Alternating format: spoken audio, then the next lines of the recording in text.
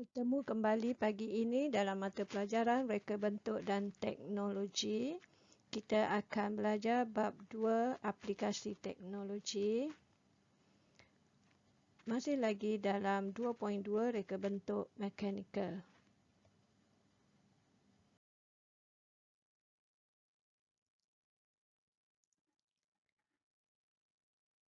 Topik 2.2.3 menghasilkan lakaran 3D reka bentuk gadget yang menggunakan komponen sistem mekanikal yang dipilih.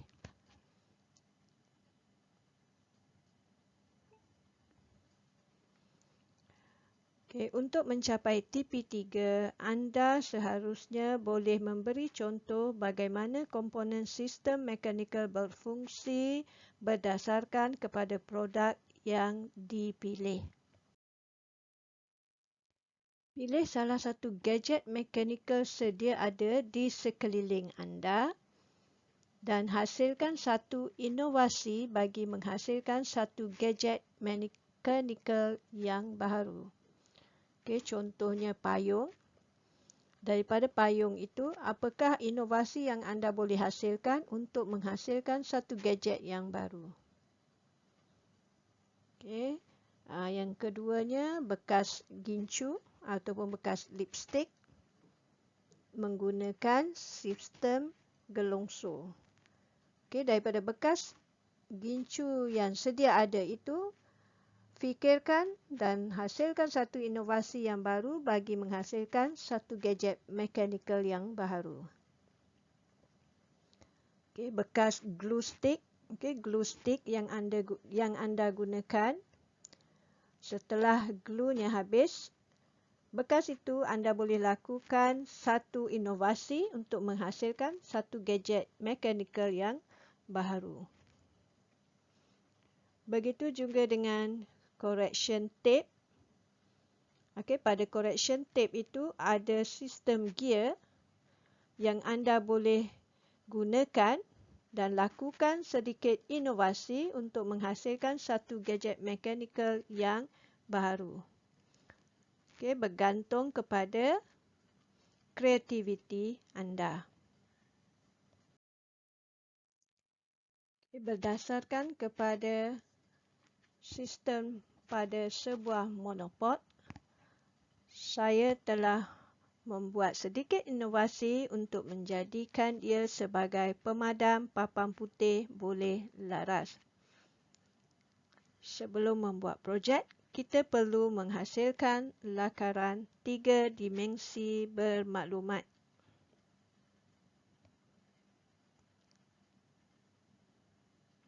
Setelah anda melukis lakaran 3 dimensi, anda perlu melabel pada setiap bahagian yang terdapat pada gadget yang anda akan hasilkan.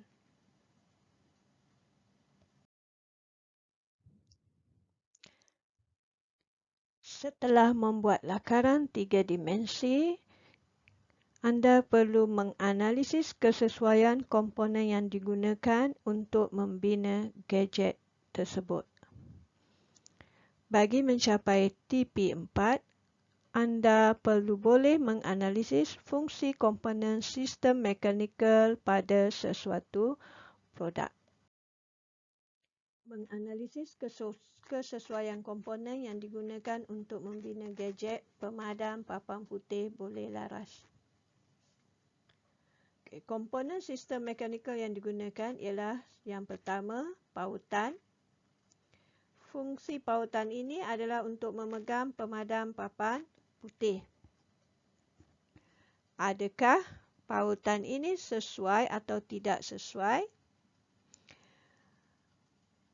Pautan ini didapati tidak sesuai kerana penggunaan yang kerap akan menyebabkan pautan akan rosak ataupun patah kerana diperbuat daripada bahan plastik. Untuk komponen sistem mekanikal yang kedua yang digunakan pada pemadam papan putih boleh laras ini ialah gelongso. Sistem mekanikal gelongso. Fungsi gelongso ini adalah untuk melancarkan pergerakan panjang pendek batang pemadam papan putih boleh laras. Okey. Adakah sistem mekanikal gelongso ini sesuai ataupun tidak sesuai? Okey, sistem mekanikal gelongso ini amat sesuai kerana saiz panjang atau pendeknya boleh dilaraskan mengikut saiz ketinggian petugas ataupun murid yang memadam papan putih. Jika murid itu rendah, maka ia boleh dilaraskan kepada saiz yang lebih panjang untuk memudahkan murid tersebut memadam papan putih hingga ke bahagian atas. Membuat rumusan kekuatan dan kelemahan komponen sistem mekanikal yang dipilih untuk membina gadget. Okay. Untuk mencapai TP5, anda seharusnya boleh memberi justifikasi kepada komponen sistem mekanikal yang dipilih.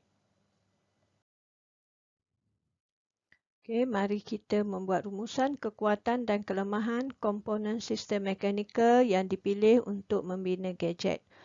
So, tadi saya telah memilih gadget pemadam papan putih boleh laras. So, kita membuat rumusan. Okey. Yang pertama, komponen sistem mekanikal yang digunakan ialah pautan.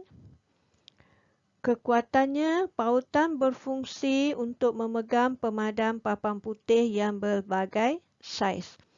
Makna pautan itu boleh laras mengikut saiz pemadam papan putih yang digunakan.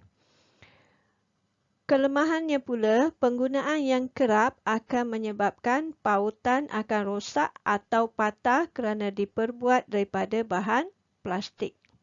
So, setiap kali bila hendak menukar pemadam papan putih itu, maka ia perlulah diselaraskan.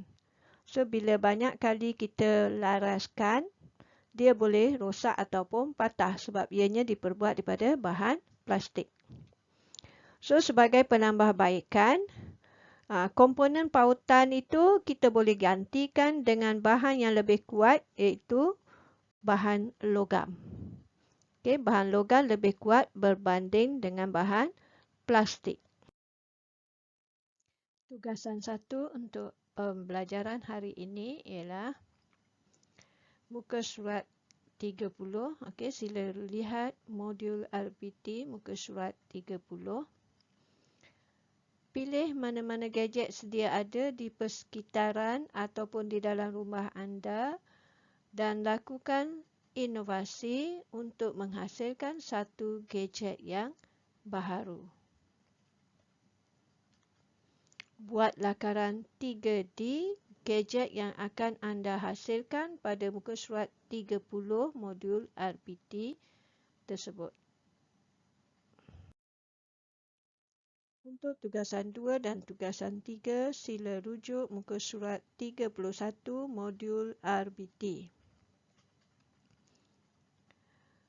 Setelah anda memilih apakah gadget yang hendak dihasilkan dan membuat lakaran 3 dimensi bermaklumat, seterusnya anda perlu melengkapkan jadual 2.2.4 iaitu membuat analisis kesesuaian komponen yang digunakan untuk membina gadget tersebut.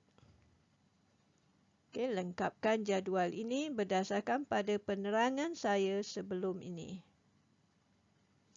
Seterusnya, untuk jadual 2.2.5, anda perlu membuat rumusan kekuatan dan kelemahan komponen sistem mekanikal yang dipilih untuk membina gadget tersebut.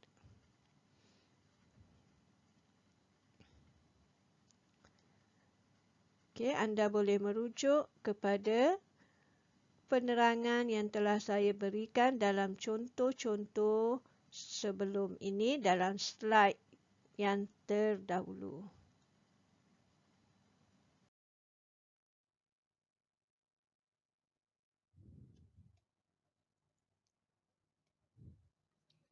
Untuk topik 2.2.6 membina gadget mekanikal berfungsi. Okay, sebelum anda membina gadget mekanikal berfungsi, anda perlu melihat dulu kepada carta alih proses kerja membina model. Okay, yang pertama, sediakan bahan dan alatan yang anda perlukan. Dan yang kedua, membina dan mencantum gadget anda berdasarkan kepada lakaran yang telah dibuat. Okay. Maka setelah selesai, maka terhasillah satu gadget baharu yang telah anda hasilkan. Setelah itu, anda perlu membuat pengujian terhadap gadget. Okay. Antara pengujian yang boleh dilakukan ialah pengujian kestabilan. Membina gadget mekanikal berfungsi. Ini contoh yang saya hasilkan. Okay, saya ubah suai monopod kepada pemadam papan putih boleh laras. Okey. Bahagian pautan kita letakkan alat pemadam papan putih. Okey, ini bahagian pautan yang memegang pemadam papan putih itu.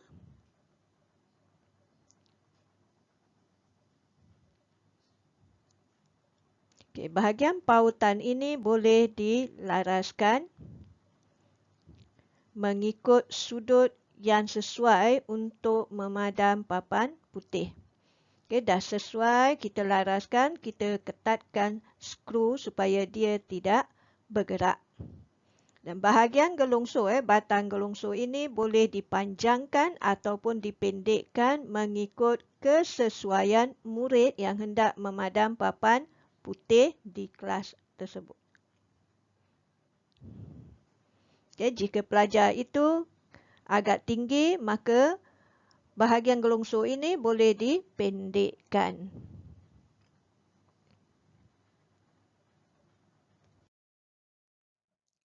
Setelah siap menghasilkan gadget mekanikal berfungsi, mari kita tengok apakah cadangan yang penambahbaikan kepada sistem yang boleh anda lakukan.